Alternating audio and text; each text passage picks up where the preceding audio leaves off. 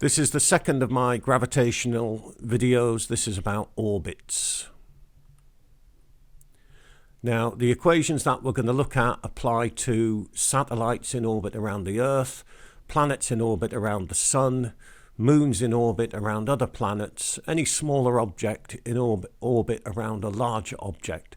A small mass can orbit a much larger mass if, at a particular radius, it must be travelling at a certain speed, and the centre of its orbit must be the centre of the large mass. Okay, and what keeps things in orbit is the gravitational attraction on the smaller mass provides the centripetal force required for it to move in a circle. If you're not up to date on your circular motion, I suggest you look at that video first, because we're going to be using a lot of those equations. And very often we're going to start with F equals ma. For F, we're going to put the gravitational force, and for A, we're either going to put V squared over R or omega squared R.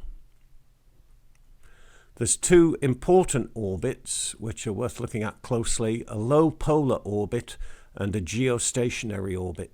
A low polar orbit is just above the Earth's atmosphere so that it doesn't slow down, and we take the radius of the orbit to be the radius of the Earth. Because it's low, it gets a good close look at the Earth, and it can be manoeuvred to be above any point on the surface of the Earth. Very useful for monitoring, for spying, other military uses. A geostationary orbit, the period of the orbit is 24 hours, so it remains stationary relative to the surface of the Earth. They must be above the equator, and again they're at a certain radius and at a certain speed, which we're going to work out. Good for communication satellites and for satellite television, for GPS. You might get a question on either of these two or any other orbit. Let's look at the low polar orbit. We're going to work out the velocity and the period. We start with F equals ma. We can put mg equals mv squared over r. Rearrange that. V is root g over r.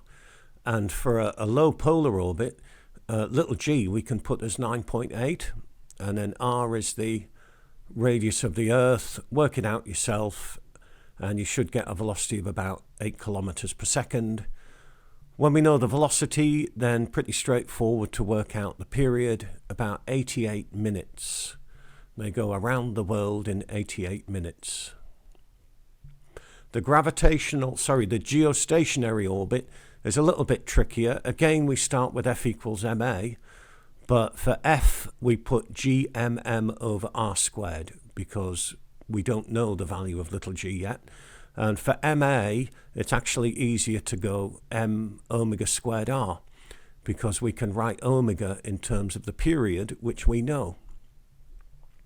So cancel the little m's in the first equation, rearrange it to get a value for, well, rearrange it for r, bung in the numbers, and you should get a radius of about 42 times 10 to the 6 meters. I remember that it's about 7 Earth radii. And again, once we have the radius, it's pretty easy to get the velocity from v is omega r, and you should get about 3 kilometers per second. Here's a question for you to have a go at, which is neither of those two orbits. The moon Io orbits Jupiter at a radius of 4.2 times 10 to the 8 meters with a period of 42 hours. Use this information to calculate the mass of Jupiter. So have a go at that yourself. Always a good place to start. F equals ma. So mg is m omega squared r. Little m's cancel, gm over r squared, I've put as 4 pi squared over t squared times r.